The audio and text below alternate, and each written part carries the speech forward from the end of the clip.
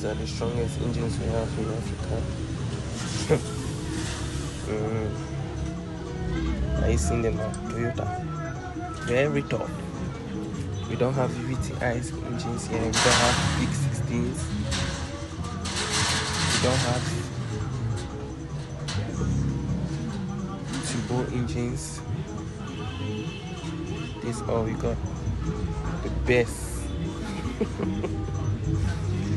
Well, let me show you this type of things, and to make it clear, you don't wash your car engines when you park them, because your car will never start again. That's what we go through in Africa.